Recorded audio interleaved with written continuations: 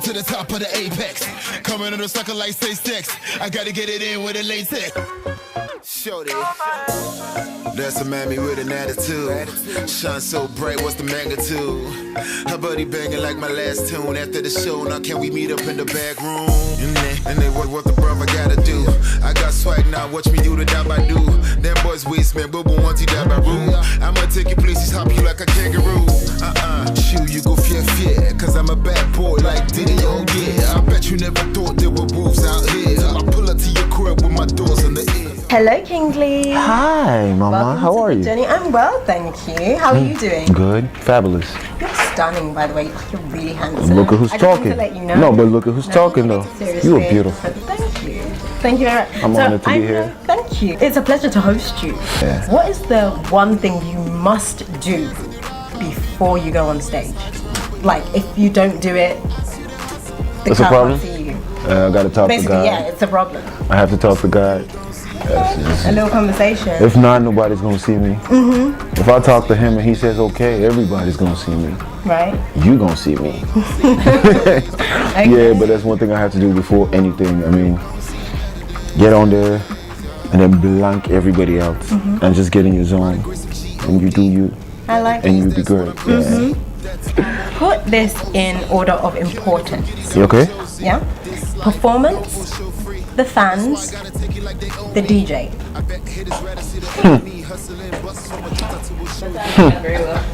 Because I know what I'm thinking. If I was a singer, As an artist, I know what I would be doing. So I know what I'm acting. as an artist, from my point of view, the DJs are important. Okay. So they come first. All right. Without the DJ, no fans. Without the fans, no performance. That makes sense. So you get the steps, don't you? That So it's the makes a lot. DJ, the fans, and then you can perform. I like your order. Yeah, so it has to go that way, and the DJs make everything possible. I mean, without them playing your sounds to everybody in the world, it wouldn't even be where you want it to be. So the DJs get the upper hand, and then the fans. Yeah. You're mesmerized by them, right? fans. I know. I mean, without like- them, nothing. Who am I actually rapping to?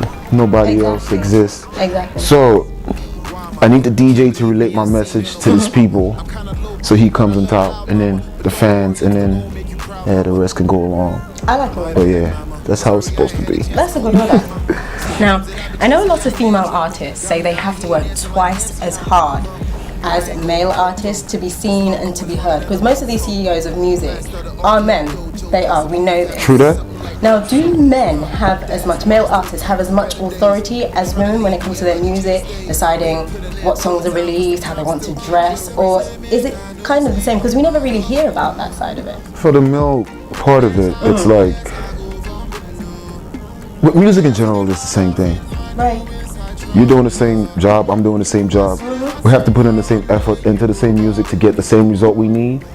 So if somebody's doing it more than you, you just need to do the same. So it really doesn't fall back on the gender, if it's a male or female. It's just the fact that it's a universal language that we have to work towards and put it out there. So no matter how much you have to work 2 times more than I am, Mom, I'm doing the same.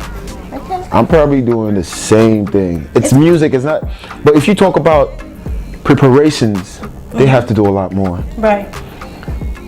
In the industry, music as a whole, it's more males than females. True. So for us as males, it's more competition than the female part. They have it more easier to break through the market than we do. We have to do a lot more work. At the same time, they have to put up more beauty than we do, because we just throw on a shirt and we make it happen. I don't even have to wear a shirt. But I mean, we just, we just have to but we just have to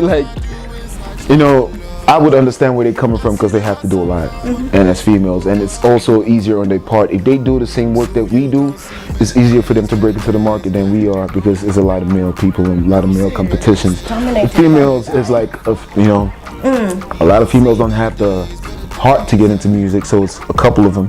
Most of them sing in the bathroom and do well, but That's me. and then you hear the echo and it feels so good with you. Keep doing that. People want to hear it, so if you get the mind one day, come outside. But yeah, I'll put it as the same thing, but it's the same work ethics, it's the same results you get out of it. The only difference is they have more good looks to put up. They have more performances to come out with. They have to do extra than we are. I could get out there and take off my shirt. You can't. I'm sorry. Well, if you do, I'm gonna scream. But yeah. It's good to hear. It's nice to hear that from a male perspective. Yeah. I mean, it's a female gender. You have to respect the fact that they're actually keeping up, and they are keeping up, coming up fast. They're working hard. Very, very hard. What inspired you to write Better Days? Now, it reminds me of A Change Is Gonna Come, kind of. Maybe it's just the title, but tell me more. What's the reason behind it? I wish I could really tell you the reason behind Better Days. But you can't? But, yes. Are you serious? Do you know why I can't tell you? Because it's actually, the song itself is actually a picture of my reality. Okay. Everything I did put in the song was actually real. A week before I actually wrote that song, I met an A-list artist in Nigeria. I asked for a feature. They told me I had to wait 2 years for a feature. And he said, what he said to me was, you haven't put in enough work. You have to work and work and work. And I looked at him and I said, you know what? I understand where you're coming from. But just because you see me in some brand new shoes and some fly-ass jeans, don't mean you know where I'm coming from. So it was like, what are you talking? And I could swear and put everything on my life that he has never been through what I've been, not even half of it. But I understood and I took it. I was like, you know what? I get it. And people naturally with the world is they don't relate with you until they see you doing things that they never imagined you to do, and then they get involved. So I understood. I'm like, you know what? I get you. So you just need me to see, or you need me to put in more work for you to adapt to my own culture. I got you. I'm gonna put in more work. So I didn't even take it as like a bad thing. Nah, I'm like, I got you, bro. I gotta put in more work. That's what you need. You're gonna see it. There's a lot more to be told that people need to hear, and it's gonna come out with music, more with music. Yeah. Okay.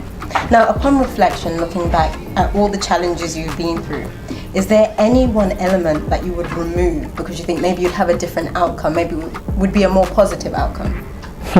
My father was Babalo. My father was Obio. Daddy, please. But no, I mean like, really, I wouldn't change anything. I wouldn't change anything for this world. I wouldn't change anything for the music. I wouldn't change anything for where I am right now. Everything I have been through in life put me here. True, absolutely. If it would have been different, I probably would have been a bum. A big bum. Me and you both. I don't want to be a bum. We don't want to be a bum. I know.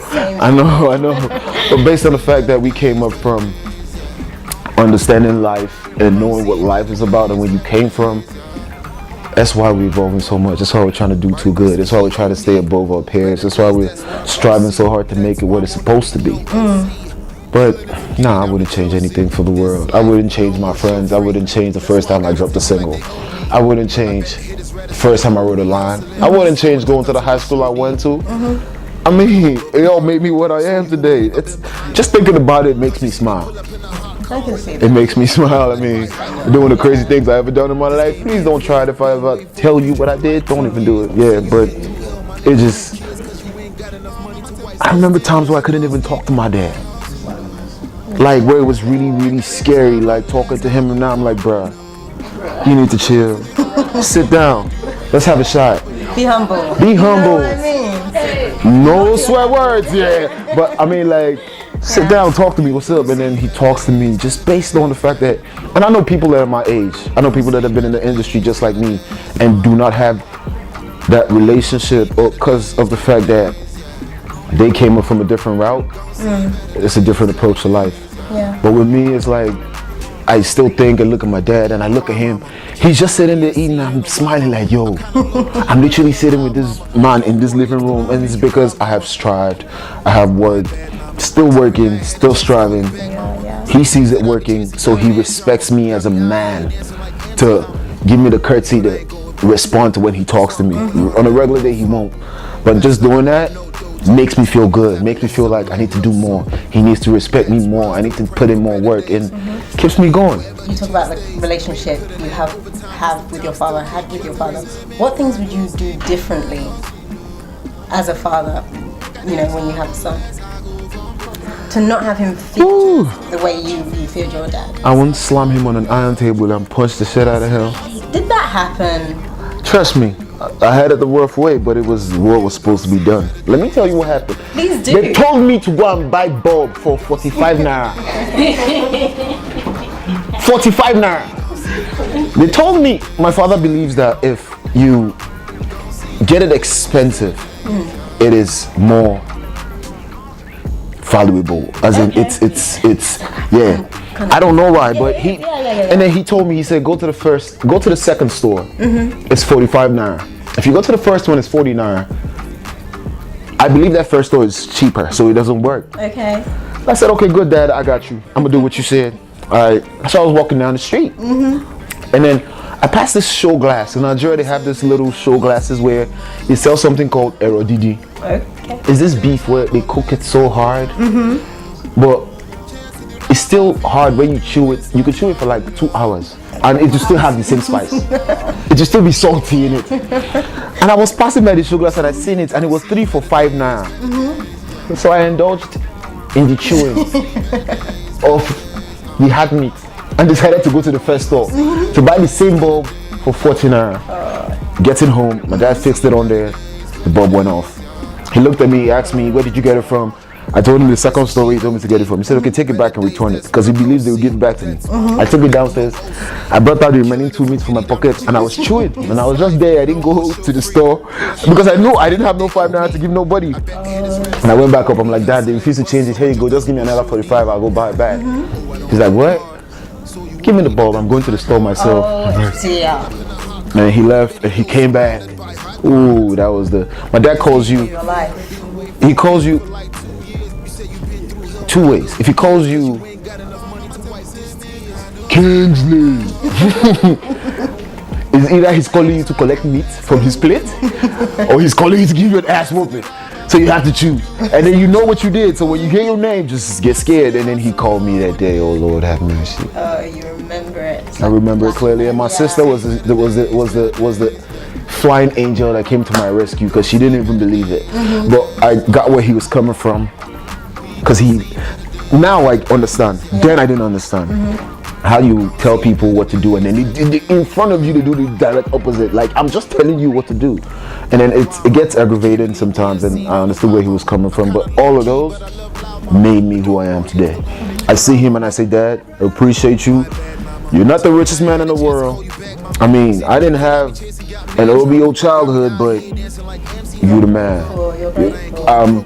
You have no idea how grateful I am. I don't think he knows, but he needs to just give me a little bit more time, and he'll find out. I mean, I'm really, really grateful for every stage. You put me here today. Yeah. Got me talking to you, didn't it? Yeah. Okay, now on a lighter note, you have an incredible relationship with Banky W. Tell me how that friendship came to be.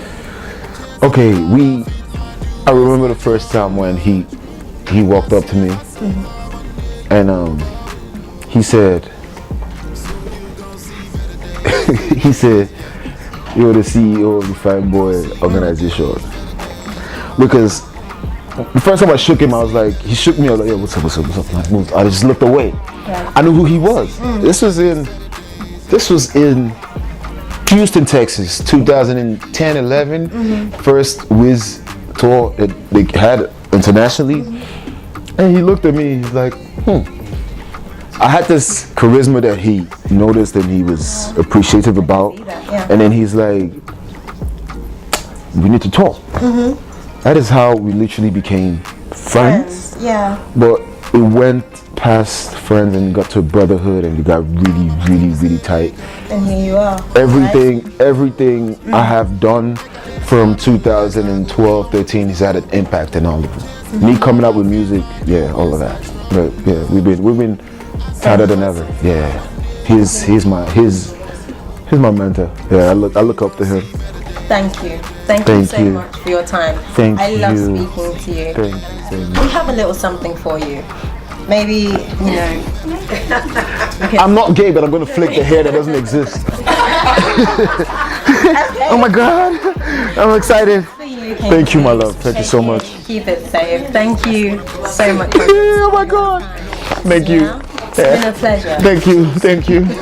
Oh, yeah, thank you. It's been a pleasure. Thank you, my love. I bet haters rather see the old me hustling busts from a jota to a show D.